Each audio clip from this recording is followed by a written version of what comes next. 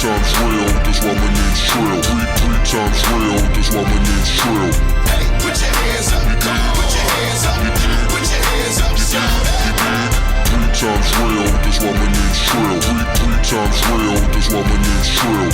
Hey, put your hands up, come on, put your hands up, put your hands up, now I hop on the scene with some banging dope beats with a top notch. The next topic we're going to discuss on Boxing Bros is the big fight for undisputed at 140 pounds between Josh Taylor and Jose Ramirez. Josh Taylor won a unanimous decision on all 3 scorecards with a score of 114, 112. It was a good fight.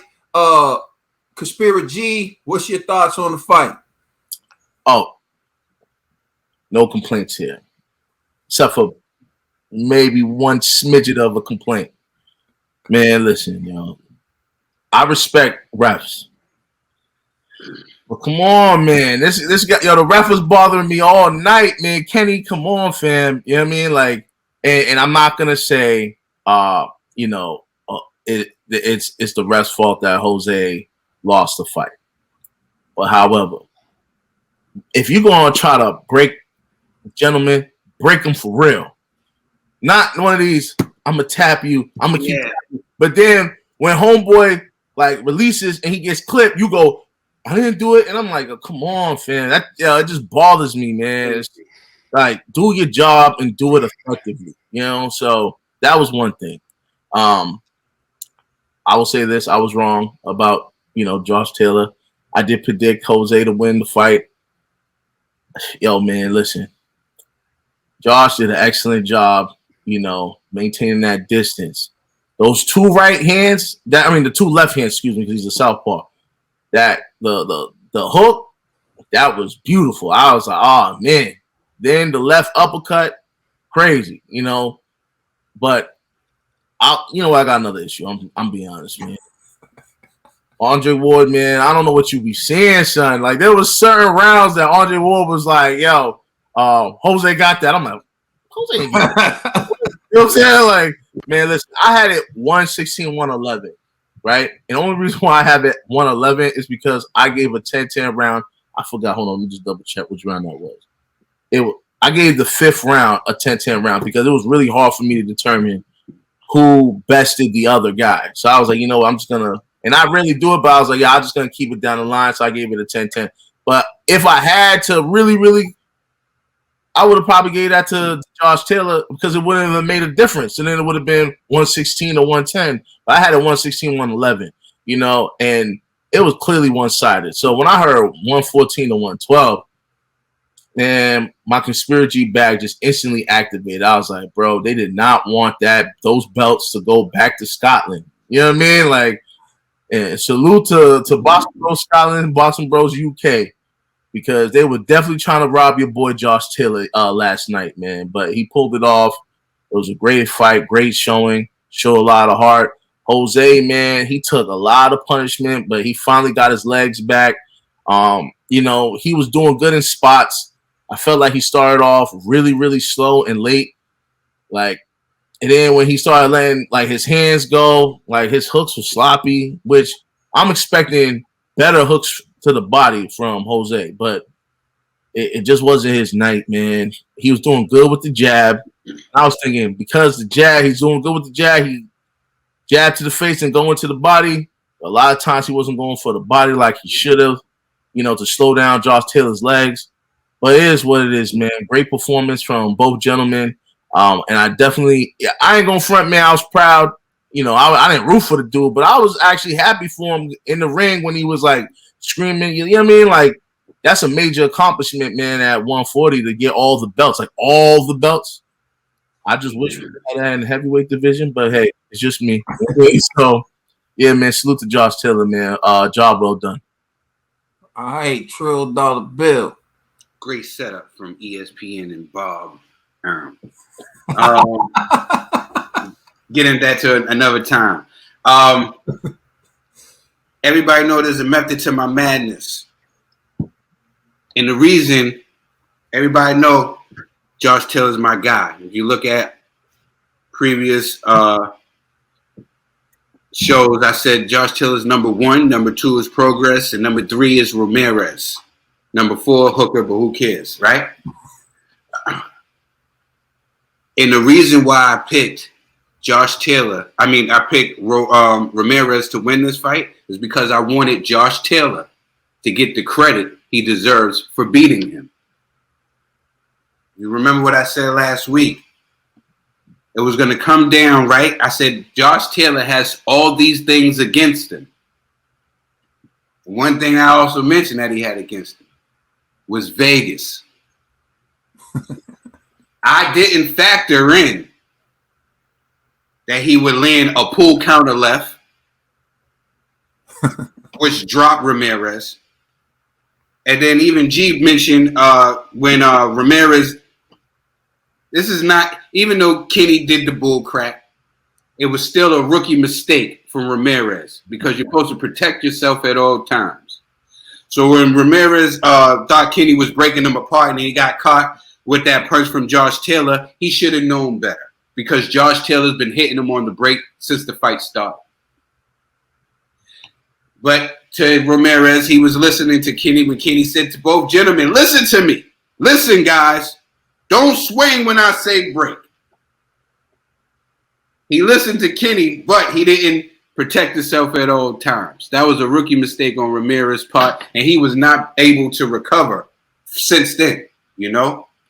I gave him the last 3 rounds, Ramirez, the last 3 rounds, and I gave him that because of Robert Garcia. Robert Garcia, when you say what a good trainer is, Ramirez was done after that uppercut. Garcia kept him in the fight. Said, I know you got more. This is for your family. This is pride. This is when you got to use courage. He kept him motivated in that corner to keep him going and push him forward, to have him keep going and throwing shots. When I said that to win, Josh Taylor would have to overcome a lot of things, and I also mentioned that he would have to overcome Vegas. You've seen it in the scorecards. Facts. Because if it wasn't for those 2 knockdowns, Ramirez would be champion.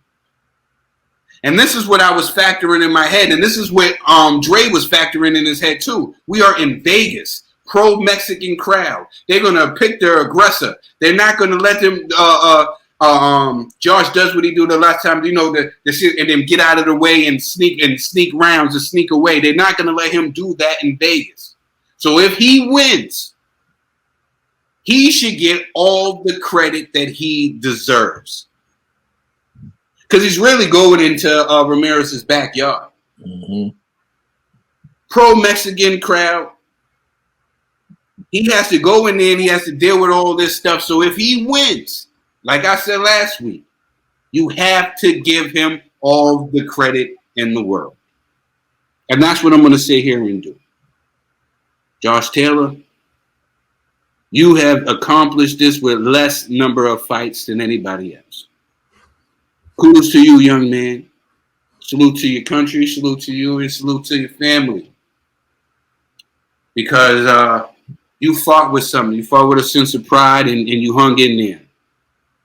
You know, I understand there was a lot of things that you did before the fight that I wasn't in agreement with, but like you said, it was gamesmanship. You was just trying to win the war psychologically. You have nothing but respect for Ramirez, and I thought that was dope also. But props to Josh Taylor. You deserve all the credit in the world. You did this with less fights than many other fighters to do this, and you get undisputed. I think you deserve credit for doing this. This is a huge win. Jose Ramirez, a lot of people don't give him credit, but this guy is one tough cookie. He's never been stopped. You know, he's a guy that fights with a certain pride. Comes from an immigrant family. They come here, they fight with a certain pride. They're farmers. The reason where we get all our nice fruits and stuff from, you know, he fights with a certain pride. So this is a good win for you, Josh Taylor. I just want to give you all the props in the world because you deserve it. I don't want to take nothing away from you. You really earned this victory, and it was a dope victory because not only did you have to just fight the man in front of you. You had to fight everything else as well. So, props to you, young man. All right, TBE. Oh, we can't hear you, bro. You're muted. I thought I muted myself. Sorry about that, fans. I predicted Josh Taylor. I got to do this for my man G. My man G said after the fight, salute to William Wallace. Not quite, but you know. Right. I gotta say, salute to Josh Taylor. You know, I predicted you to win. You know, I had your back in this fight. The fight was for me. If it wasn't for the knockdowns, I had this fight a draw. And you know, Josh came in there and he was just the aggressor in the earlier rounds. And when he knocked him down, I thought it was very close till the knockdowns happened. But I would love to see a third fight because I feel Ramirez could prove himself because Ramirez is a good fighter. But Josh really did his thing last night, and you can't take I can't say if he didn't knock him down, he would have won. But he knocked him down twice. That knockdown in 6, I say it was very skeptical. I could say he fell, but when he turned over and his arms was out, it was like, yo, bro, get up. Like you gotta get right back up after you fall. So G, what's up with the face, man? Nah, he got it. I almost like you were skeptical about that. Nah, that was a good punch. That's 6. He hit him on the break. Like for me, I felt like Josh Taylor was trying to like get the crowd like, yeah, I knocked him down. Like it was just like they were hugging. It looked like they were hugging, and then he fell to the floor and he threw up his arm. Like for me, it was. And then Kenny went to go break him, and he got a free shot in.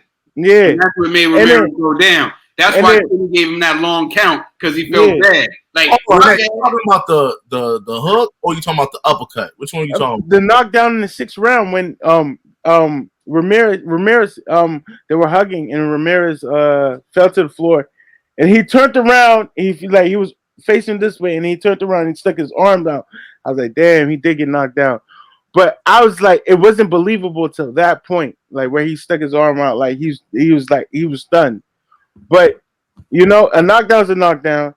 I'm gonna give I shout out to Josh Taylor, you know, but I want to see a third fight. Like I want to see a third fight. There has to be a third fight because that fight there wasn't a proven winner. Like for me, it was not third fight. What was the second?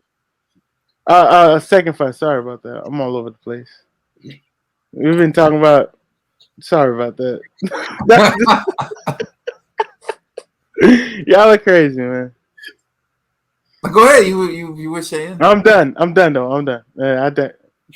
You definitely are. G, shut your mouth.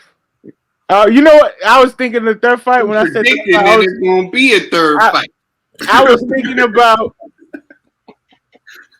G versus TBE 3. That's it. Let's get it done.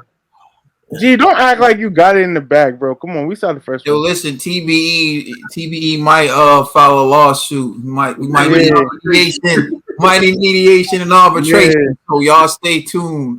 With robbery. I was robbed. That's it. Who robbed you? You did. Oh, I robbed you? Yeah. Oh. All right, God bless. All right, but getting back to this topic right here.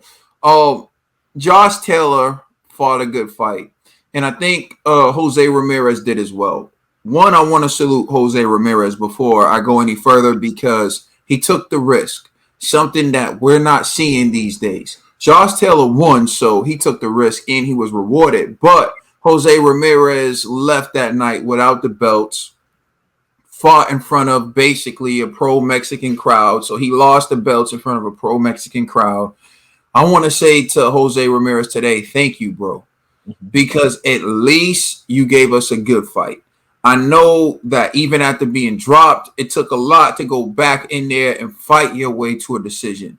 You did it in front of your fans, but at least your whole life, you'll know where you stand. If you would have avoided Josh Taylor just to keep the belts and you would have been picking, your fans could have argued that you would have beat Josh Taylor and you were better, but you never really would have known.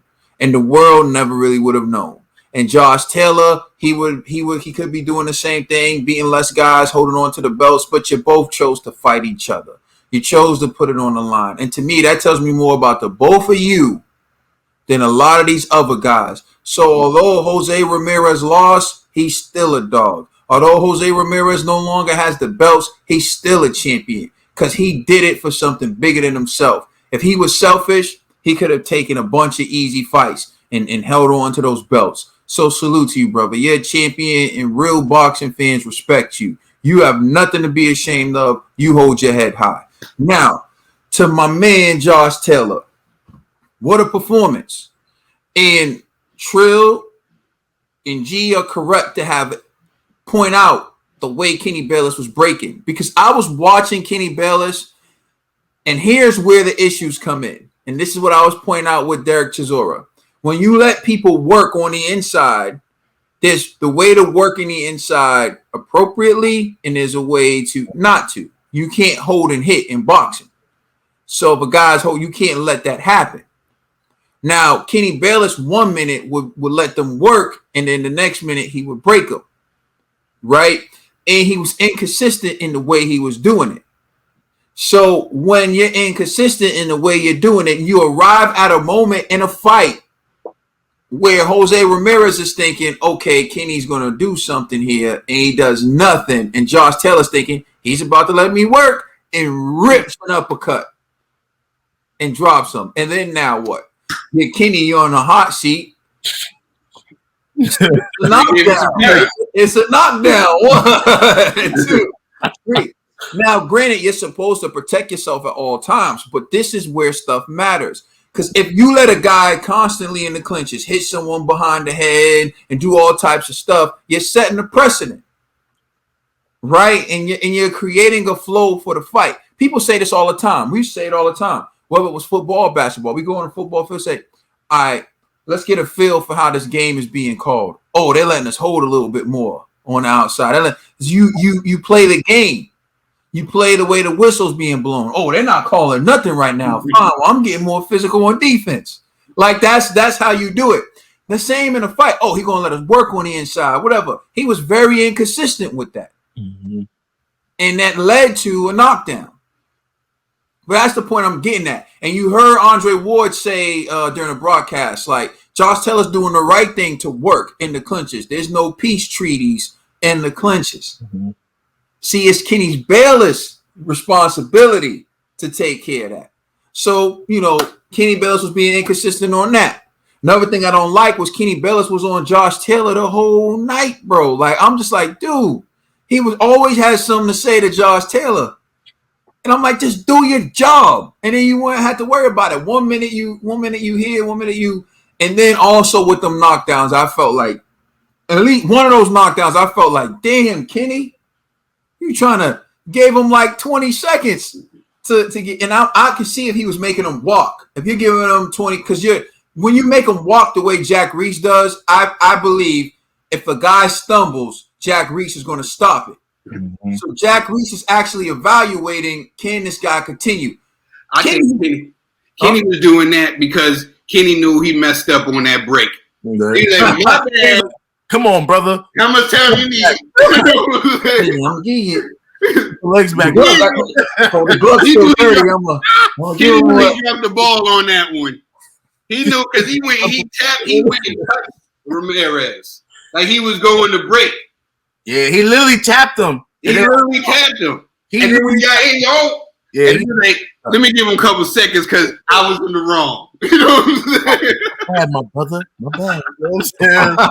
It just wasn't Kenny Bayless' best night. Nah. Something I agree with Sean Porter again. So but can I add one thing? Crooked finger. Also, if y'all notice, Kenny was getting in the way of the fight. There was one time Josh Taylor bumped into him. What? He went back. He got hit by a strap. Jose came through with a right hand at that moment and knocked out Josh Taylor because Kenny kept him up. Kenny the Crab is too slow to move out the way. He kept him up. Kenny the Crab. It's crazy. No, Kenny the Crab. No, but I think Josh Taylor showed tremendous boxing IQ. He showed great IQ. He was able to slip punches. He was able to land a lead hand in a variety of ways. The pull counter was perfectly timed. Just brilliant IQ by Josh Taylor. He has great speed. And for me, like I said, going in, the deciding factor was I felt Josh Taylor had fought the better opposition. And I felt like when they had a common opponent like Victor Postol, I felt like Josh Taylor did a better job. But to me, it was really like splitting hairs. And in many ways, it was a close fight. Like I said, in many ways. But I scored at 116-110. So similar to G, except I didn't give a 10-10 round. I just gave the round to Ramirez, I think. So, to Ramirez. So it was a close fight. But for me, second guy at 140 in what, like 4 years? In like 4 years, second undisputed champion at 140. So for all y'all who's been telling me it's so hard to become undisputed champion at 140, there was a guy who became number one pound for pound, and the argument was, look at what he did at 140. If that's the argument for him, let's keep that same energy. What's the argument for Josh Taylor? ESPN hold it down. Bob holds it down. Now, I just want to point this out. I believe Josh Taylor fought better opposition to become undisputed at 140 than Terrence Crawford did. And maybe we should make that a segment. Whose reign to become the undisputed champion at 140 was more impressive? Josh Taylor's or Terrence Crawford. But I tell you this much. Two undisputed champions within 4 years of each other, and they may have three soon. So again, how difficult is it to clean up the 140-pound division when all the killers are at 147 or 135? Yeah, y'all starting ESPN. let us know how you feel in the comment section. Please like and subscribe. Check us out on Instagram and Twitter. And please check out our podcast on all major streaming services. We are the Boxing Bros. Salute, Josh. And get it right, Kenny. Kenny Crab. Kitty Crab. Kitty Crab. You gotta make it. We didn't know who Wilder fans hate more, Jack Reese or Kitty. It gotta be Jack Reese, bro. We gotta put that up too. Yo, that should fans hate more. Jack Reese. Which ref y'all hate more? You know what I mean? Jack Reese.